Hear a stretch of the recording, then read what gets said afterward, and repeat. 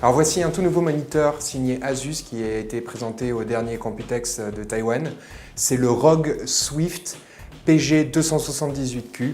Alors qu'est-ce que c'est? C'est un moniteur qui est absolument génial parce qu'il possède deux technologies. Le G-Sync de NVIDIA, qui va être une méthode de synchronisation bien particulière, et l'ULMB, c'est-à-dire Ultra Low Motion Blur, qui va permettre de supprimer tous les effets de flou dus à votre persistance rétinienne. Alors vous l'aurez imaginé, c'est un écran qui s'adresse aux joueurs de jeux vidéo avant tout. Mais il ne lésine pas sur son ergonomie et son design. Il est d'abord très beau avec des rebords très fins. Il est réglable en hauteur, on peut même le basculer en mode portrait.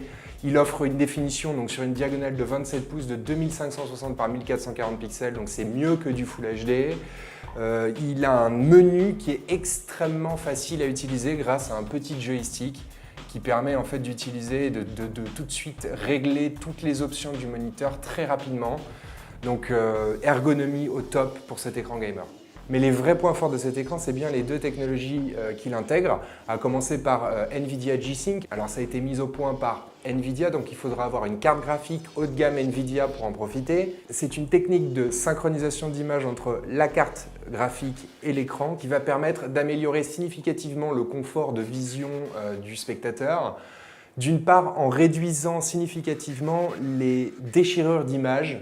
Ce sont des petites imperfections qui sont visibles à l'écran sur des mouvements horizontaux. Mais G-Sync permet aussi d'augmenter la fluidité du jeu, la fluidité visuelle des jeux lorsqu'ils ne tournent pas à 60 images par seconde, quand ils tournent entre 40 et 50 images par seconde. Ça va être plus fluide que sur un écran normal. Et en pratique, c'est difficile de montrer ça à la caméra, mais en pratique, ça marche très bien, c'est assez miraculeux même. Exemple type, la carte graphique envoie 50 images par seconde sur un écran à 60 Hz, donc il y a un problème de synchronisation. On voit des déchirures sur cette barre verte dues au problème de synchronisation. Quand on active la synchronisation verticale classique, ces déchirures disparaissent. Donc premier problème résolu. Le seul problème, c'est qu'on a ces petites micro-saccades qui sont toujours dues au problème de synchronisation entre 50 images par seconde et 60 Hz. Et ce problème est résolu par G-Sync qui va permettre d'offrir un mouvement tout à fait fluide, même si on n'est pas à 60 images par seconde exactement. Deuxième technologie, l'ULMB Ultra Low Motion Blur, qu'est-ce que c'est? C'est une technique qui consiste à éteindre le rétroéclairage entre chaque image affichée. Ça permet d'annuler la persistance rétinienne du spectateur, qui verra du coup les mouvements à l'image de manière beaucoup plus nette. C'est absolument flagrant. Par exemple, quand on voit une écriture défiler à l'écran, sans cette technologie, on ne peut pas la lire. Et avec cette technologie, il est tout à fait possible de la déchiffrer sans aucun problème. Côté qualité d'affichage, alors on sait que ce n'est pas la priorité des joueurs.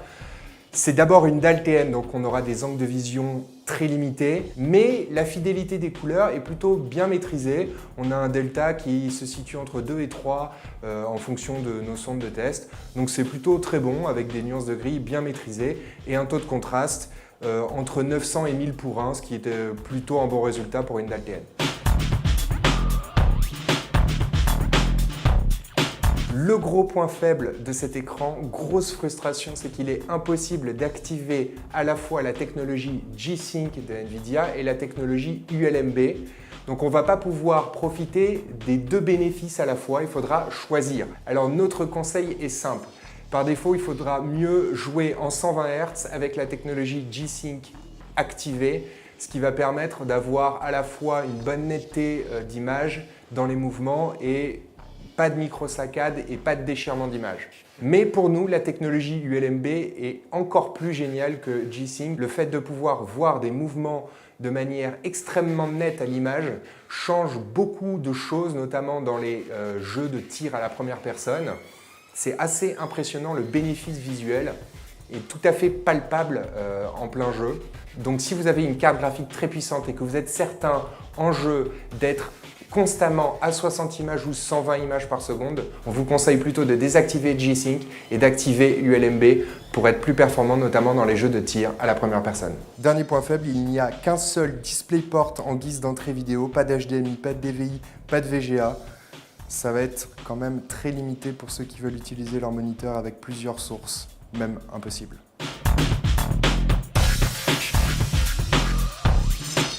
En conclusion, cet Asus ROG Swift est vraiment la Rolls des moniteurs pour joueurs. Ce ne sera pas le seul sur le marché. On aura même des moniteurs 4K 60 Hz G-Sync qui vont arriver notamment chez Acer.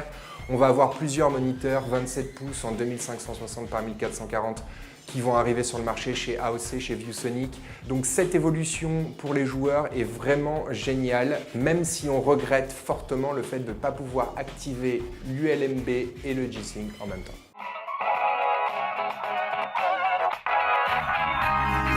Ça permet d'annuler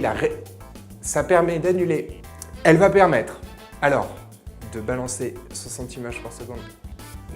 Est-ce que tu veux que je l'explique? Parce que ça va être très difficile à expliquer, c'est ça le problème.